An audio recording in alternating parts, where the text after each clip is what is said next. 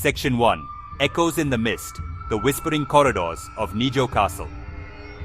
The sun retreats behind the lush green hills that cradle the ancient city of Kyoto, its final rays casting long shadows that stretch like ink across the landscape.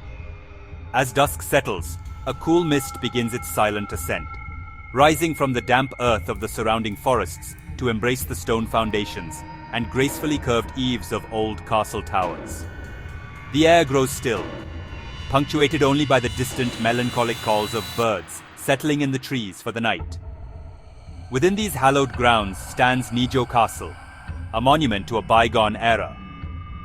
Its long wooden corridors, polished to a deep, lustrous sheen by centuries of careful hands and passing feet, glow with a soft, ethereal light filtering through the paper screens.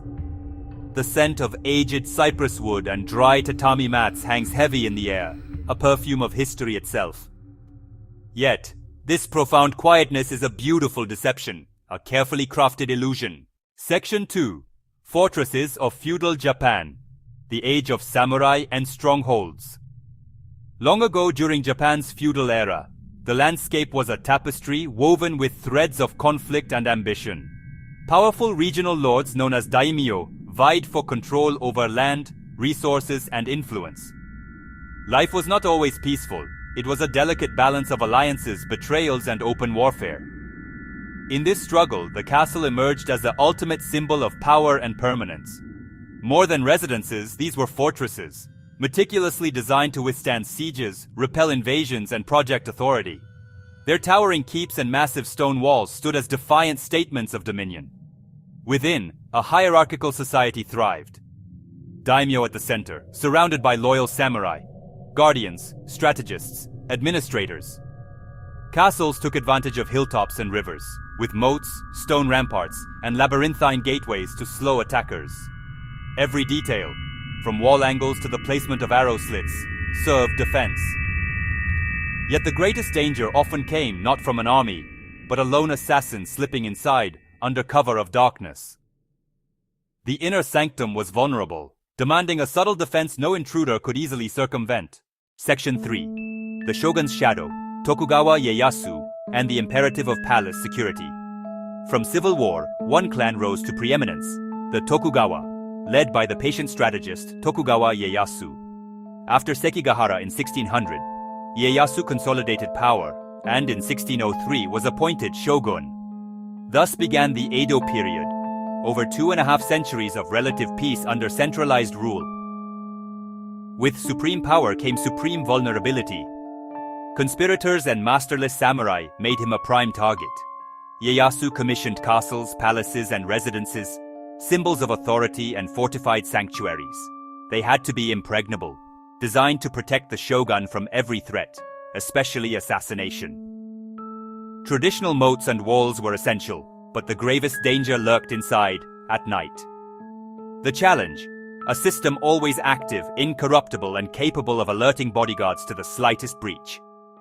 The answer emerged from simple materials and brilliant thinking: turn wood's quietness into a warning. Section 4. The Song of the Nightingale. An ingenious floor's hidden voice. Instead of silencing the floors, builders reversed the goal: make them sing. Their chirps, reminiscent of a bird's call, earned the name Ugisubari, nightingale floors. Like the bush warbler's herald of spring, here the song heralded a potential threat. It was an early intrusion detection system, shattering dangerous silence with an unmistakable alarm. The chirps traveled down corridors and through thin paper walls, guiding guards to a precise location. It could awaken the occupants, buying critical moments to prepare. Its genius lies in simple mechanics: floorboard, clamp, nail, joist, movement.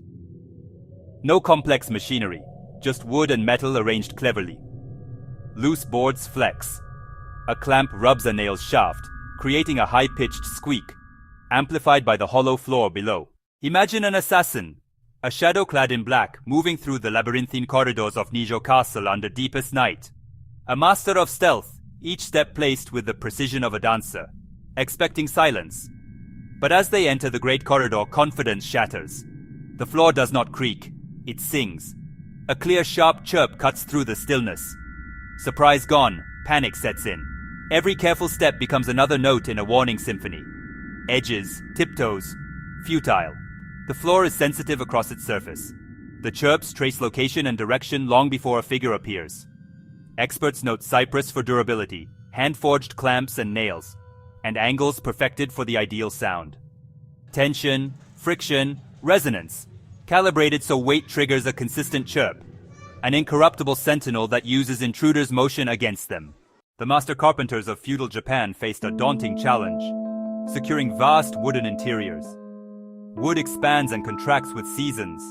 Hot, humid summers. Cool, dry winters. A floor had to sing reliably year-round.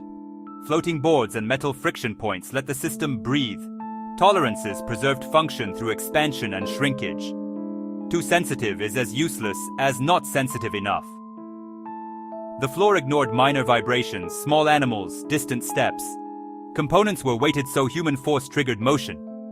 No computers, knowledge passed hand to hand, ear to ear. If tone was wrong, they adjusted angles, reforged clamps, planed boards, tuning the floor like an instrument.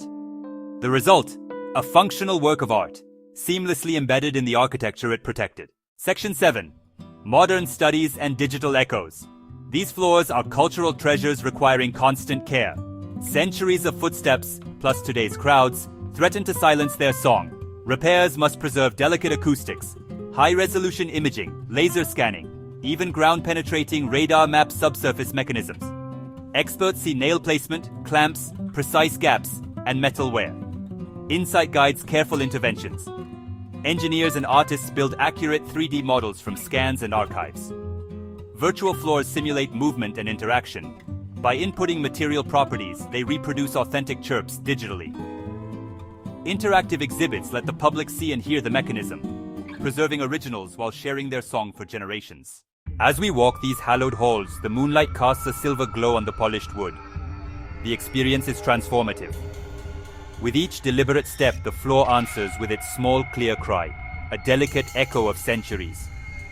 Once a harbinger of danger, this sound became a poignant tie to the past, sometimes the difference between life and loss. It demonstrates an age-old truth. We devise creative ways to protect what we hold dear. Art, craft, and practical thinking, perfectly intertwined. No electricity, no circuits, no cameras, only wood and metal. Humble materials transformed into a reliable alarm. A vulnerable hallway turned ever-watchful partner in defense. A lesson today. Elegant solutions can be profoundly simple. Look closer. Quiet intelligence hides in old things. We consider its beauty, its purpose, its brilliant simplicity. Could a simple wooden floor be one of history's most elegant security systems?